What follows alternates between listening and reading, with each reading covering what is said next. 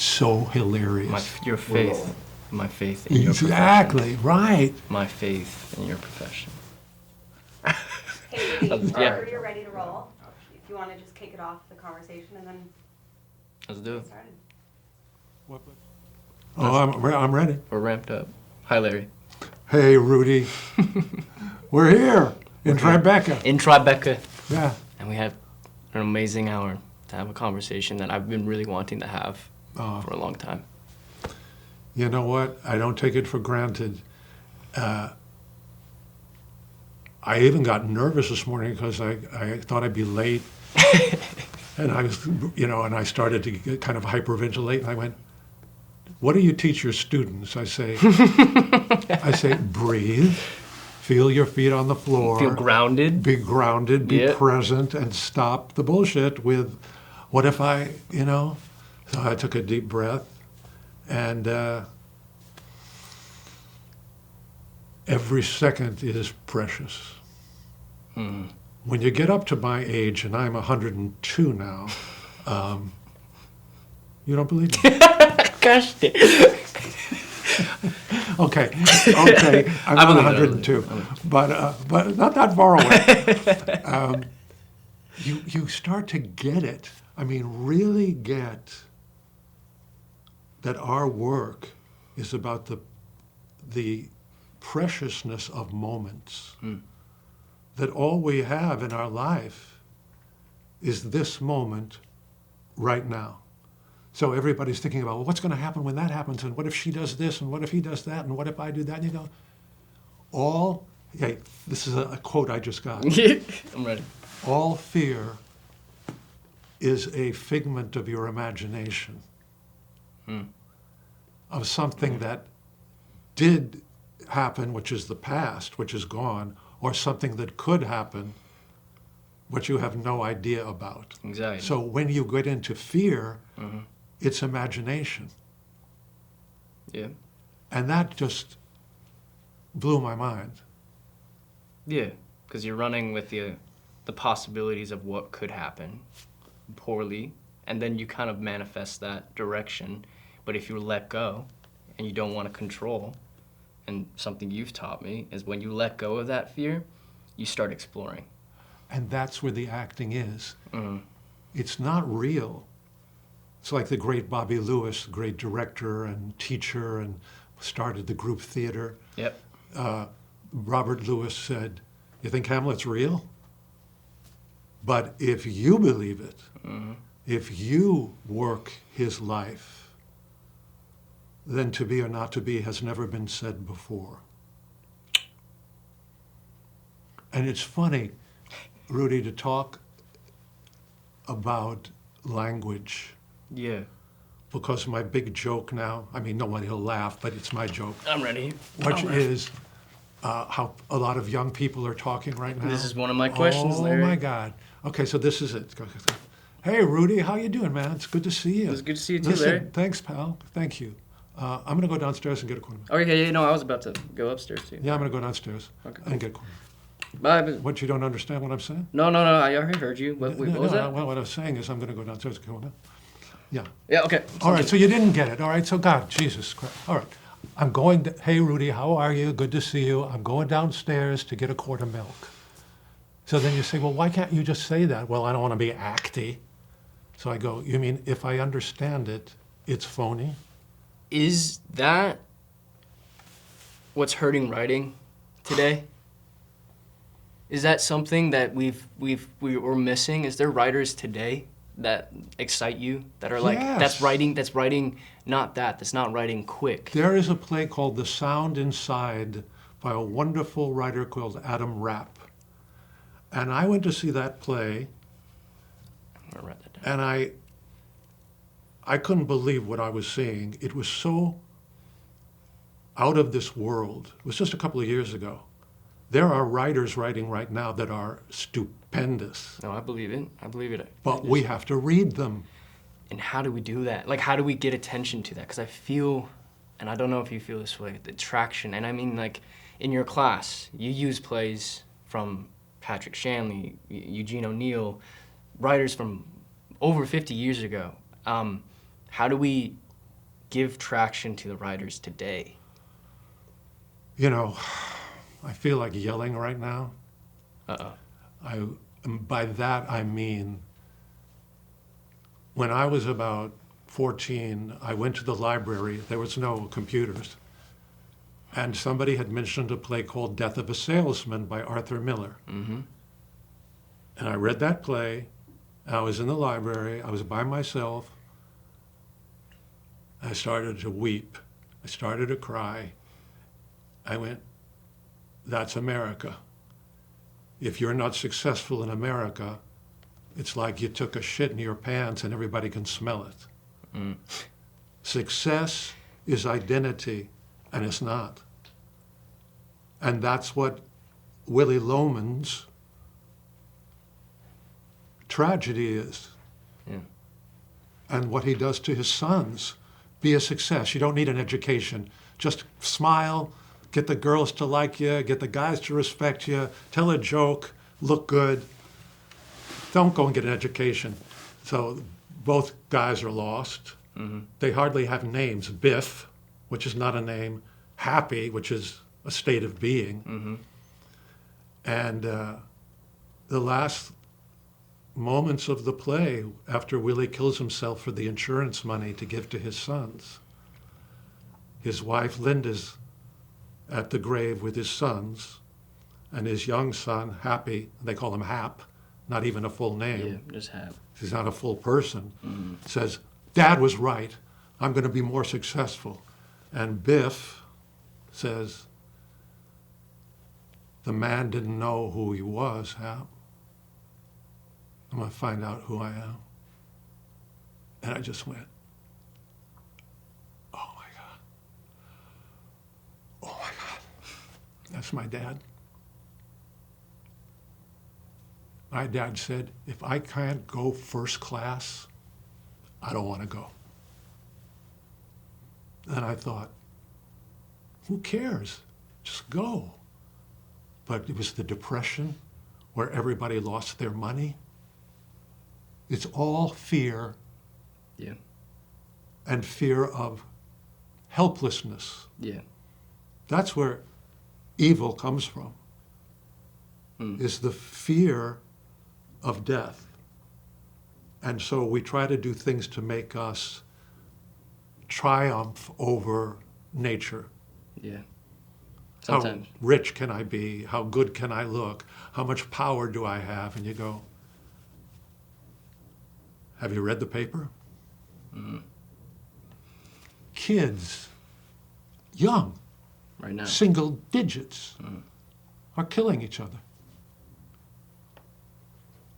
What can we do? Like I think that's 100% why I want to have this conversation when we're living in a time where presentation feels more important.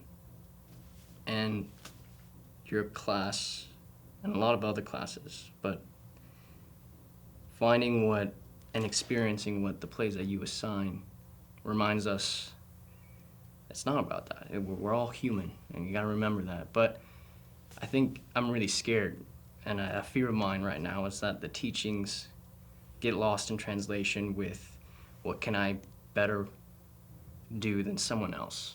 And I hate that. I hate it. I hate it with a passion. So I'm kind of trying to remind myself, as well as remind so many others that this is not why we're doing this. Is what we're doing here is reminding how human we are experiencing things, and I want that to be written. And a question I want to ask is, if those legendary writers were alive today, what would they write about today? Well, they wouldn't, because when you look at Tennessee Williams, which brings me up to recommending a book to whoever watches this and Yeah. to you, I know the book he's going to say. Yeah. which is John Lahr's amazing biography, on Tennessee, yeah. Mad Pilgrimage of the Flesh. And he took 12 years, Rudy, to write that book. And it is the most outrageously specific story of a man who is an artist who left us greatness. That is John Lahr, a gifted man on his own, took 12 years to write about Tennessee Williams. He writes about every single play he wrote, when he wrote it, why he wrote it, what happened to him in his childhood, Yeah. all the way through his death. Okay.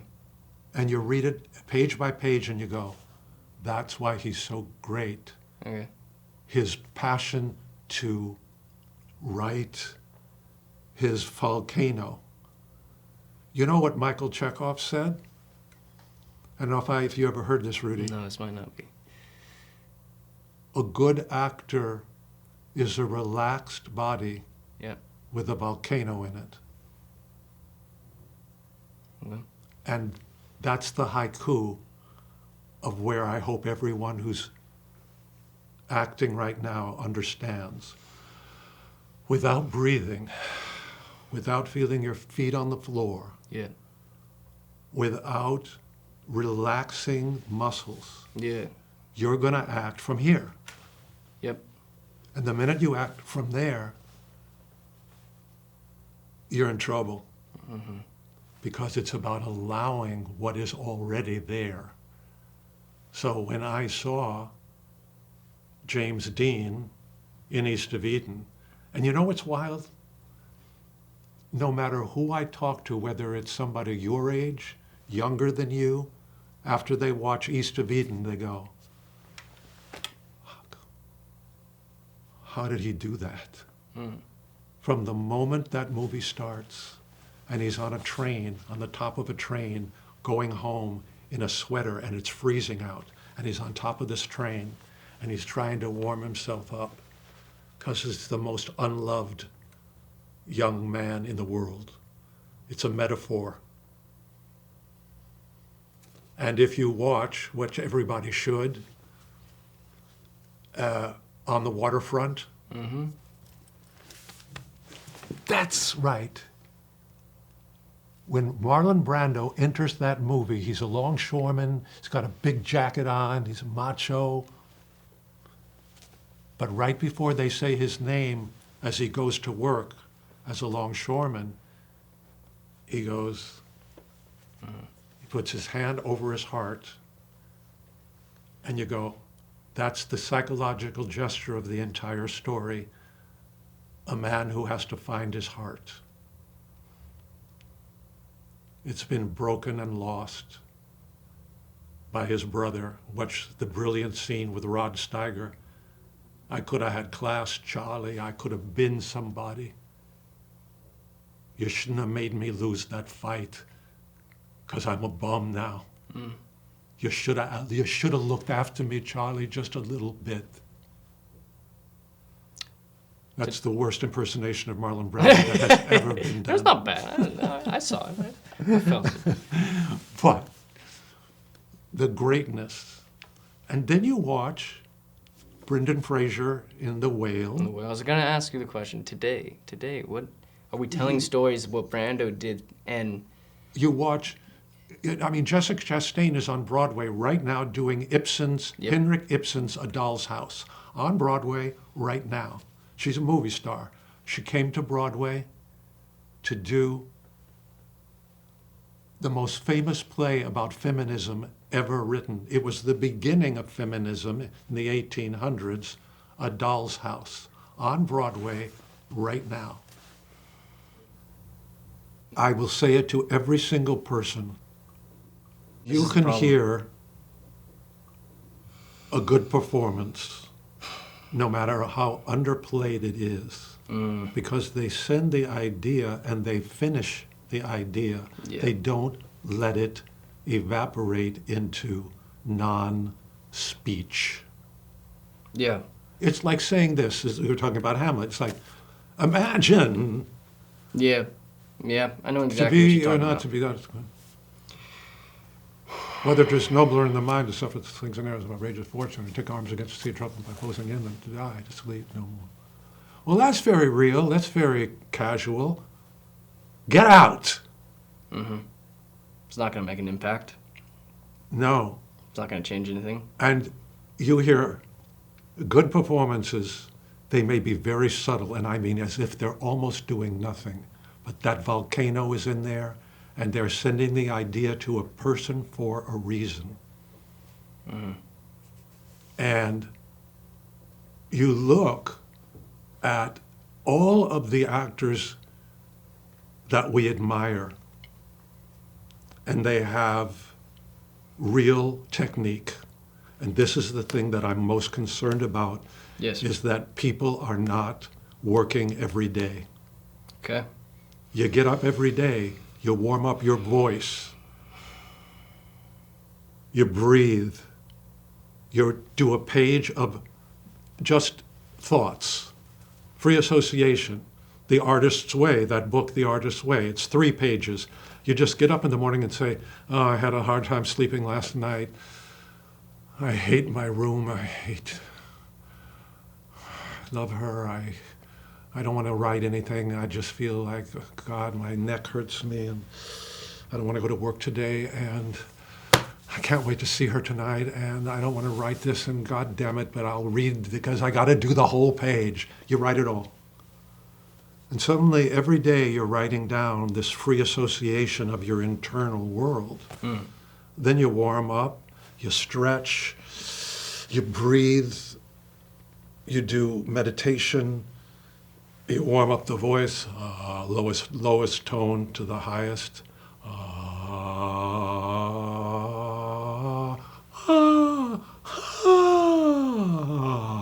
So you don't have to get into that voice, that monotone that people get into. Yeah, and then you have to do enunciation. I do this in my class all the time. I drive people crazy. Yes, you do. Yes, I do. And I hope I've driven you crazy. I think I have. I think you have. Okay, so this is the exercise, and I love this exercise. Okay? Peter Piper picked a pack of pickled peppers. Oh, this one. Peter Piper picked a peck of pepper pick. I love it. We're gonna go again. Okay, listen. Peter Piper picked a pack of pickled peppers. Peter Piper picked a pack of pickled peppers. Now explode the P's.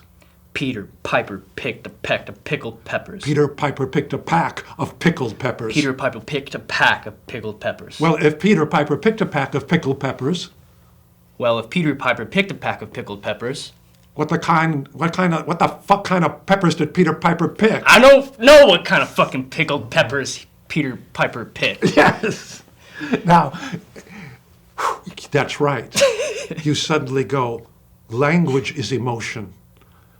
I want to remind everybody that there was a time in history when words didn't exist. There was just, oh, oh, oh, oh. Primal. And somebody said, no, no, no.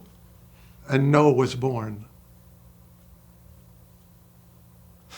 And love was born. And fear. Someone in the history of this world created language because of what they were feeling. It's not dead. It's alive with desire.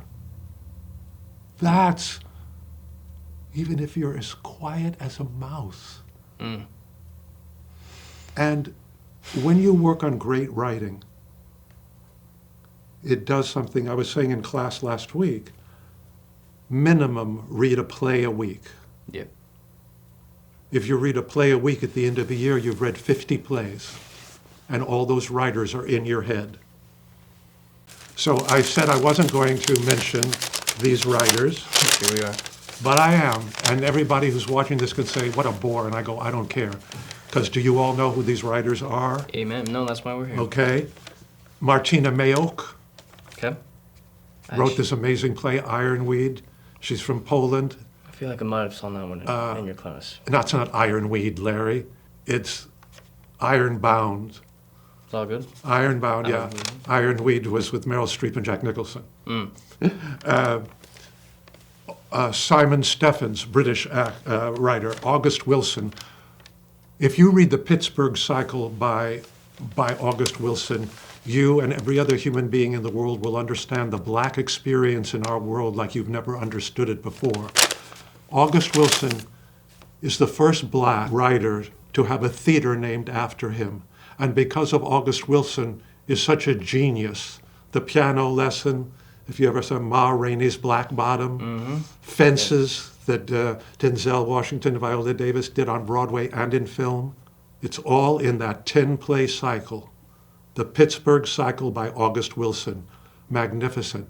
Now there's a theater named after him. Now there's a theater named one of the greatest actors I've ever seen, James Earl Jones, and one of the greatest singers I've ever seen, Lena Horne. Black artists who now have theaters named after them. And that makes me pissed off, and it makes me sad, because we had to wait so long to honor a human being that was so gifted. So August Wilson, everybody, wonderful woman, Paula Vogel, Sarah Rule, Stephen Adler Gurgis, the motherfucker with a hat, right? And Between Riverside and Crazy, which won the Pulitzer Prize.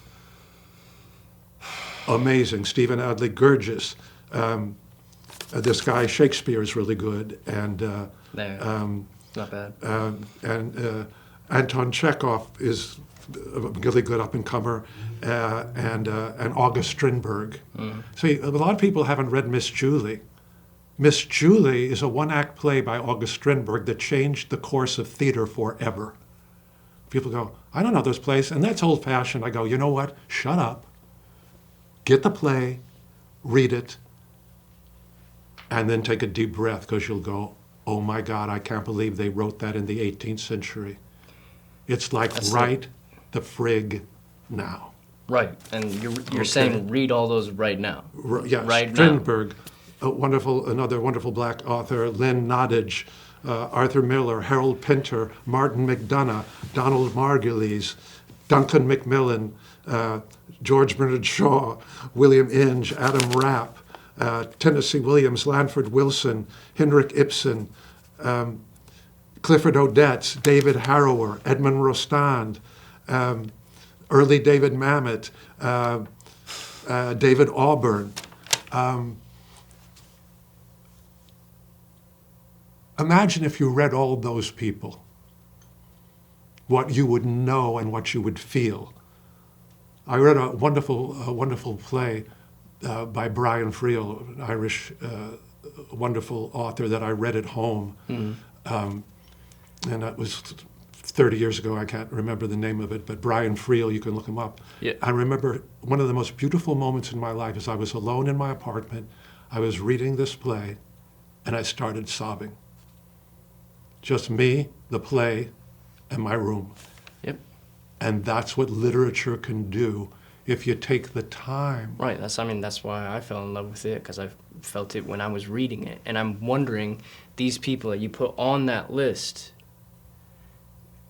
do we have hope for people after them and after them? Or is there something that these people in particular have found out and connected to? And what I want to know is, like, are we heading in a safe direction? Rudy, you know what? It's a great question. Yes, there is a generation of young people, and I'm talking about single digits as well as teens, that are brilliant. There are young people out there today that are getting tired of selfies. They're getting tired of the, games and the Presentation.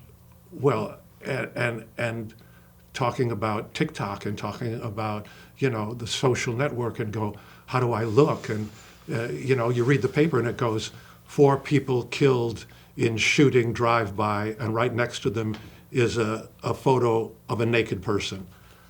And the hottest person this week is, how can you put the murder of 4 innocent people Next to that. next to that? Because that's where we are. Violence and sex, adrenaline.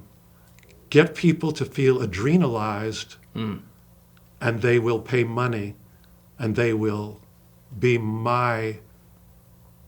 under my power. Let's go and see another movie where 50 people are murdered.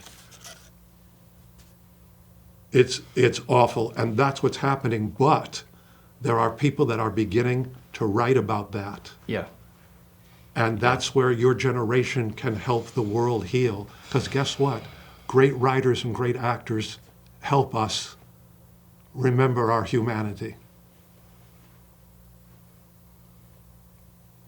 And if you forget your humanity and you get casual and unemotional and me, grant me the serenity to accept the things I cannot change. Say that about 20 times. Grant me the serenity to accept the things I cannot change. Courage to change the things I can.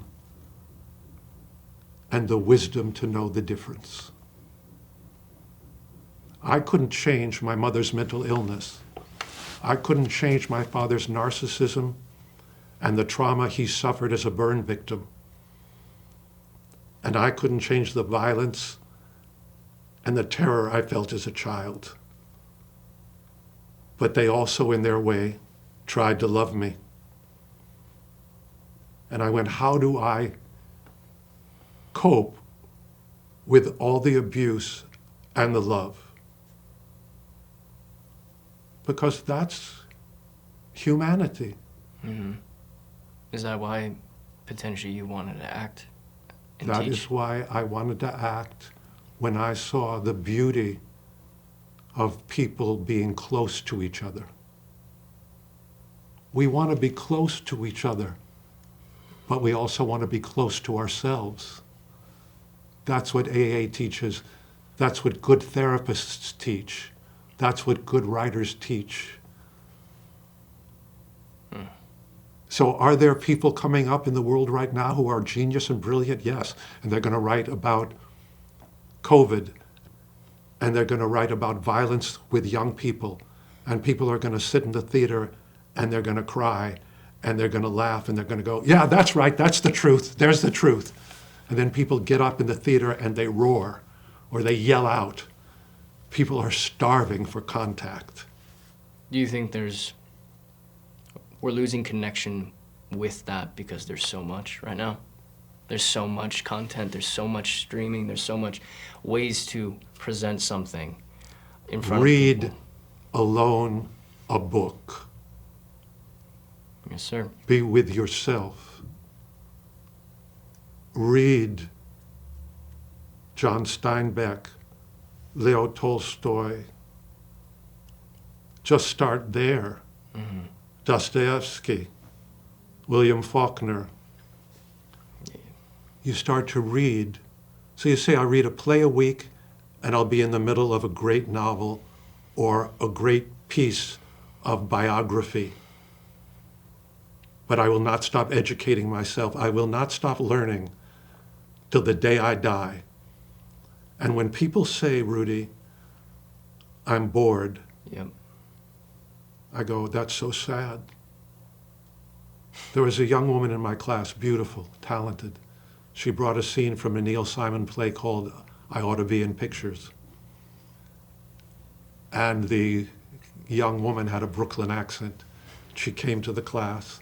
She did the scene, no accent. I said to her, okay, you're onto something, but why didn't you use the accent? And she said, there's no accent.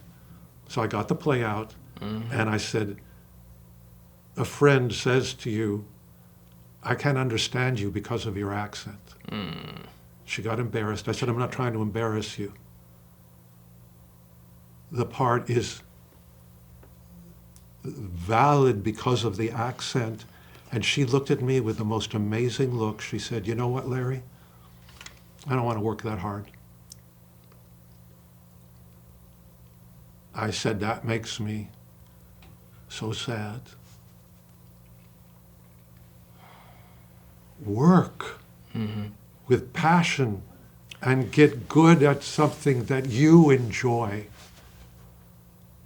And I was listening to a very fine actor, a young actor, I think his name is Andrew Burnap, and he won the Tony Award, and he's in Camelot on Broadway right now. And he says, they said, how do you feel being so young and winning the Tony Award on Broadway? He said, I'm overwhelmed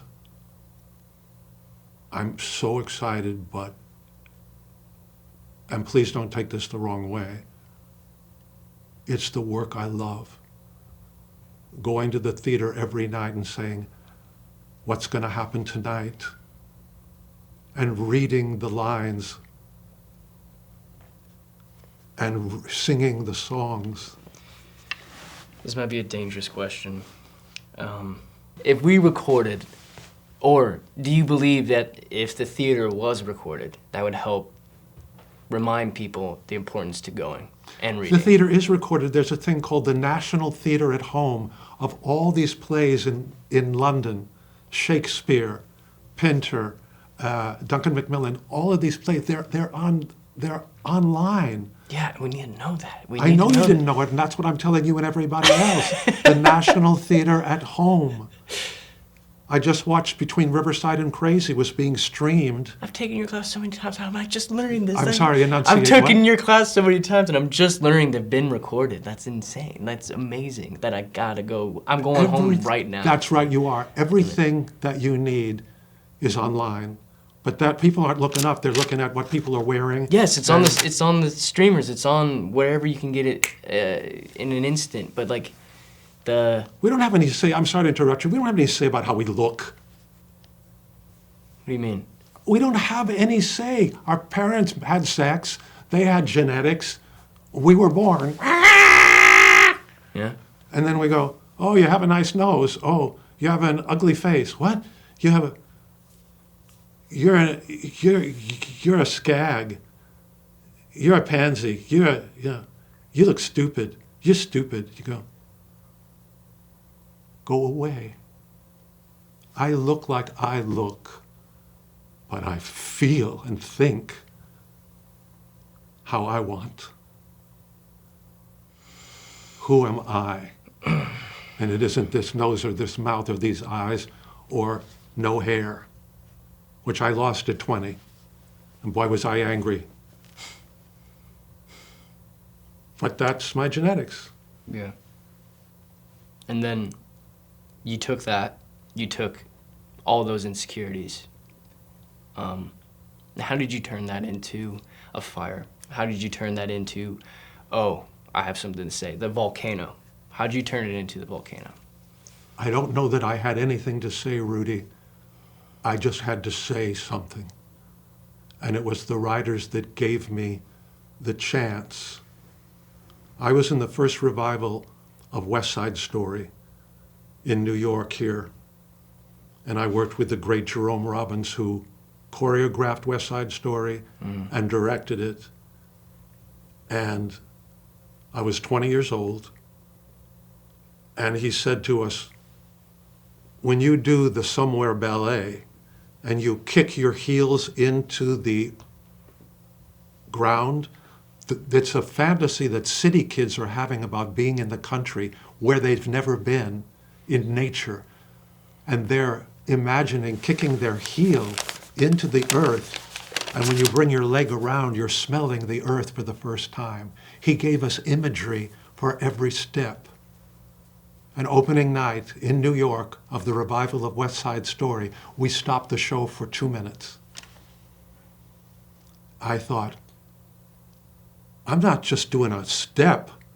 And Jerome Robbins was a tough guy. He said, you look like a bunch of kids on 42nd Street. What the hell do you think this goddamn ballet is about? It's about city kids who have nothing, who long to be safe in the beauty of nature. So kick that earth and smell it, or get out of my theater. 20. How'd that make you feel? I'm sorry, Mr. Robbins. I'll do it. And then a lot of the guys that I was in that show with were killed in Vietnam. And I went, it's so unfair. It's so unfair, that war. But I didn't go. And I can't use the language that I used when they tried to put me in the army. But I was something in me, this is us, said, I'm not going to die. I'm not going to die. I'm 22 years old. I just got my first important show. I just got married 2 years ago. I am not going to die. So take your war and go fuck yourself. And then this guy said to me, you're going in the Army, man. You're an actor, right? Well, I'm telling you something. I see that you're acting right now and you're going in the Army. And I looked at him and I said, don't bet on it, pal. Because it was an immoral war. Yeah. And thousands of young people died for nothing. So you have a lot to say about that. They're just killing people. They're just killing people. And then we watch television and they're killing people and they're killing, and we go to the movies. We go, oh, good. And what do they say in Variety? The movie bombed. The movie was massacred. We killed them. All this violence of power. What about kindness? What about learning? What about love? What about friendship? I have a friend of mine, he's my best friend, and we've been friends for 50 years. And it's the funniest, most wonderful friendship. We talk every day and we do accents. We pretend we're other people and then we start laughing. That's what I do at my place, so it makes me happy. You do that too? I do that too. like how do you do it? Oh, you know, when you're up in the white north, you know, you just gotta come down here and just have a good time, you know. That's where we're at. What about you, man? I'm sorry, I didn't understand what you were saying. May I ask a question? Oh, sure, go ahead. All right.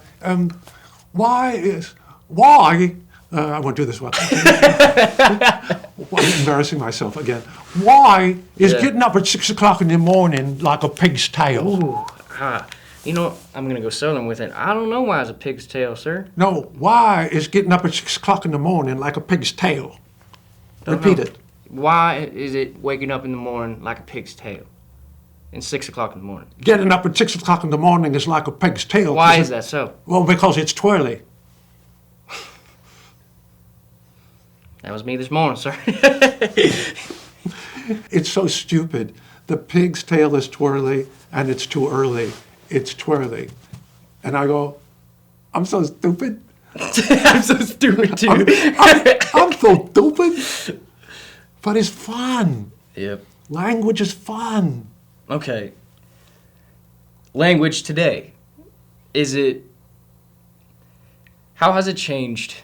And I think a reason these writers, you've made that list, do you think the language they wrote in all these plays is different than the language we use today? Well, of course, as it was in the way that people spoke in Shakespeare's time, when Chekhov wrote, when Molière wrote in French. I mean, do you think that's doing something to today's writing? Is that they don't write like this anymore? They write like today. Right, like and today. You know what? Some of the writing is brilliant. There's new language. There's new ideas. Okay. The world has never been in more danger than it is right now. Okay, that was one of my questions. Well, please answer. I want to answer that question. Mm-hmm. Our young people are scared. Mm-hmm. Art is a way to heal. Art is a way to share. Art is a way to contact and to make another choice than hurting someone. We have to stop hurting ourselves and hurting each other for power, for kicks, for adrenaline. People are writing about that. You write about the times you live in. There's going to be some amazing, and you're emotional right now, Rudy. What are you emotional about? If your tears could speak, what would you say? Yeah, that is true, that it is scary, you know, because you want... God damn it, Larry. See me. Right there, Rudy. Right there. You're a talented actor. You're successful. You have worked. You have your whole life ahead of you. You can do whatever you want. I just don't... I don't feel like it because I don't feel like the work that we're going towards is what's on that piece of paper. Then write something. Get together with other actors and actresses. Do improvisations. Write a play. Make a movie. Don't be passive. Don't be a victim. Get out and do something. Yeah. I'm trying. I know you're trying, but you know, as someone said to me, when you say you'll try, you mean you won't. It's not about trying. Huh? You got me. Gotcha. It's doing it. When I did my play, the Syringa Tree about South Africa, that came out of my class, I worked on it for 4 years. It was the happiest 4 years of my life, working with this great actress, Pamela Geen, who wrote it about her life in South Africa as a white woman during apartheid. It came out of our hearts. 4 years. We took it all over the world. We are capable of such unbelievable things, but we don't do it. Yeah. Well, what if I fail? Fuck it. Samuel Beckett, another great writer, his saying, I have it on my wall. Never mind, try again, fail again, fail better. Mm-hmm. You do it. You put it out there. That's what wonderful John Lahr wrote in Mad Pilgrimage of the Flesh about Tennessee Williams. When Eugene O'Neill wrote Long Day's Journey into Night, one of the greatest, if not the greatest play about family dysfunction and immigrants, in the beginning of the play, it says, written in blood and tears by Eugene O'Neill. Written in blood and tears by Eugene O'Neill. When I was on the plane, I read Four Dogs and a Bone. John Patrick Shanley, God bless him. I feel like when I picked it, because I feel like that's a lot of what's going on now. Yeah, and you can play the writer. Yeah, Victor. Yeah, play Victor. There's great scenes in there. I feel like people should read it, but I feel like we all are unlicked cubs right now. Say that again. We feel like unlicked cubs, and that's a line from Four Dogs and a Bone. Unlit cubs. Well, guess what? You're not. You are giving something in the part you play on Outer Banks. You earned that. All those talented actors and actresses are doing it. There's enormous talent that I've been watching internationally from every country. There is so much talent, writing talent, acting talent, cinematographers, and editors. I mean, it is not negative. People want to create now more than ever because there's so much we want to say. Yeah. And it has to start with you. So you get with somebody, and you work on a scene every day, and you write your morning pages, and you meet with a group every week, and you read a play, and then you produce a play. There's so much. I did it. I've practiced what I preach, and I still do. So. Oh, I love you. Well, I love you back because you have intelligence, sensitivity, you are honest, you have great passion, and you want to grow, Rudy. That's why we're sitting here. So many people have something to say. Everyone has something to say. Now, some stories isn't yours to say right now, and it's for someone else too. Do you think there's turns? Do you think there's waves of where this is this time? Do you feel that is something, or does everyone, if they're inspired to say something, they should write that? If you're inspired to say something, say it. Dance it. Sing it. Make a building. Take care of an animal. You never told me that one before. Take care of an animal. Well, animals are dependent. Yeah. It's like you look at the Banshees of Inisherin, and which are wonderful, the donkey. And the horse. And the See, cow. they're making movies right now, and it's all the same thing. It always has been. Do unto others as you would have them do unto you. Why destroy things? A tree grows, a flower grows, an animal grows. They die. Yeah. Some last for hundreds of years. But we should all grow to get old. I look now and I go, I've been fortunate, I'm still alive.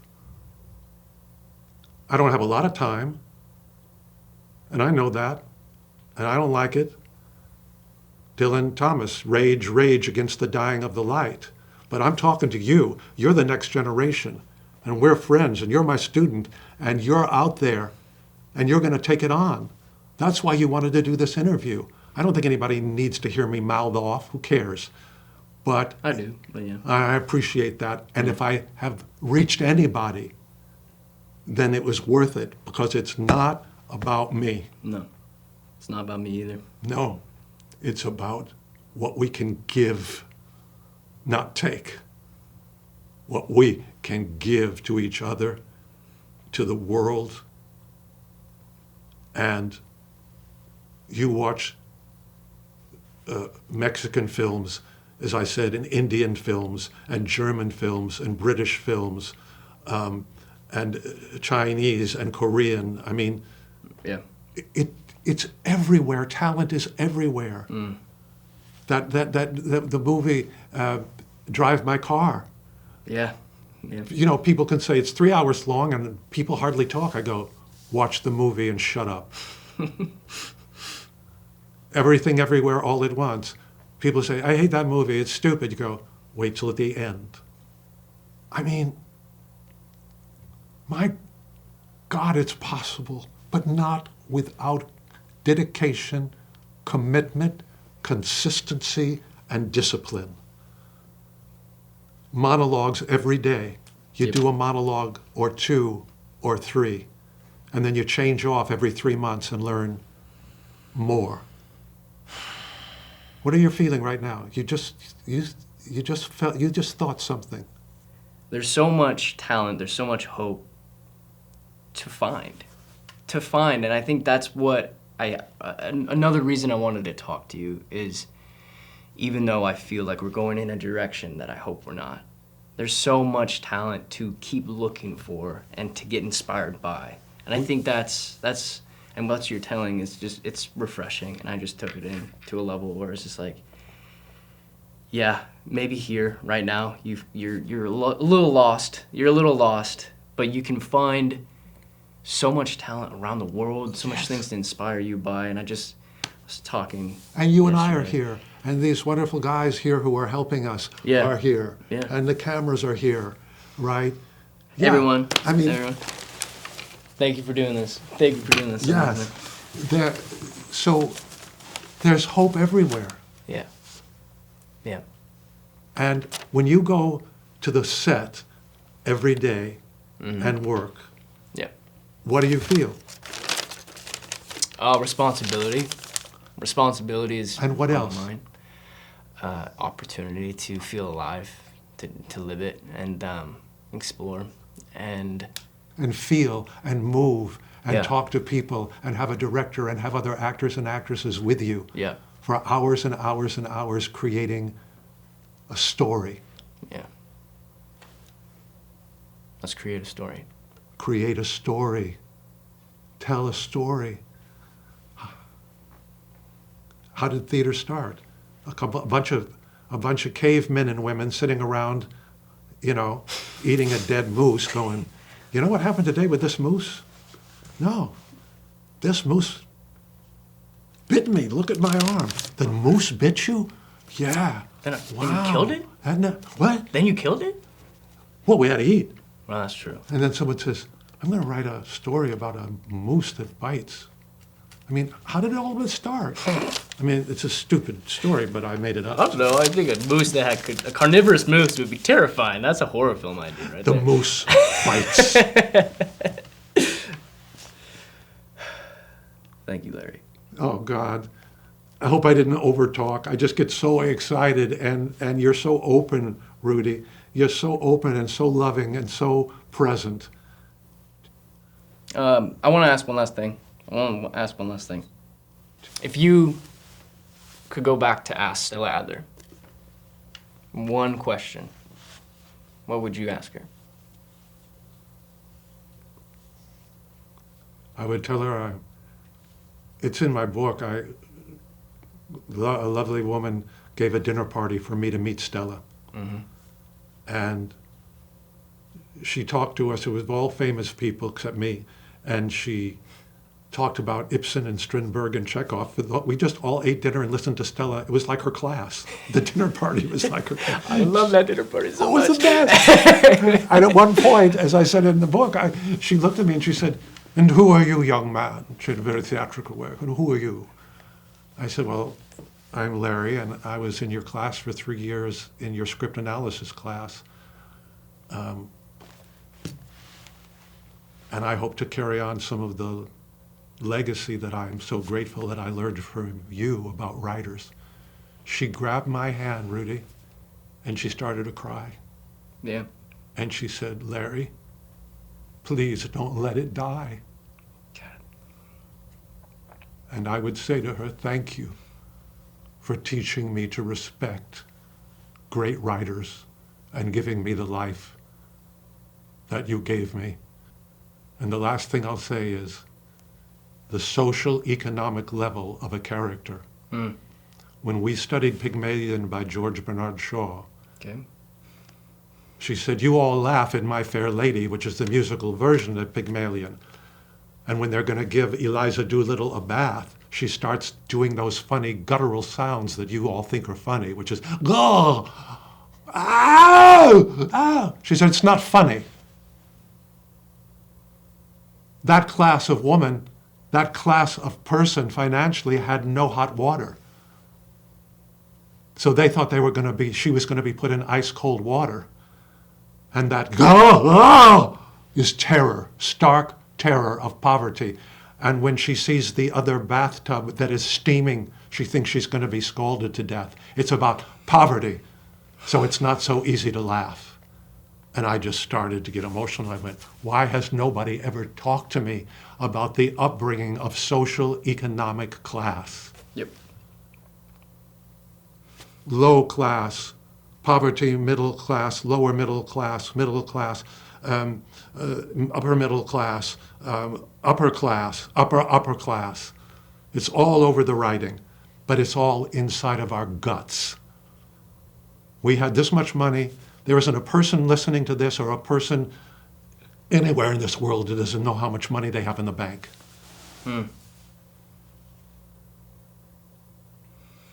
So social economic class of a character and what that meant to them. Yep. 3 things that you want students, directors, coaches. What was the last one? Coaches, other coaches. Coaches, yes.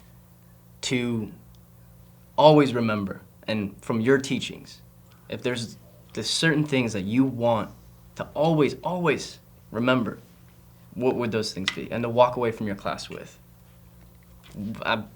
Writer's always right. I have my own ideas of what you're going to say, but I want you to say it. Passion, kindness, gratitude, discipline, and a full knowledge that we are here to serve, not to gain power, and not to be better than anybody else. Thank you for that. Mm-hmm. Because there's no one like us in the universe. There's only one you, one me. And we have one thing that no one else has, and that's us. And when you make the most of it, that goes into the world. Yeah. And I thank Stella Adler for that. I think you did it. I hope I did. You did. Thanks, pal. Thank you.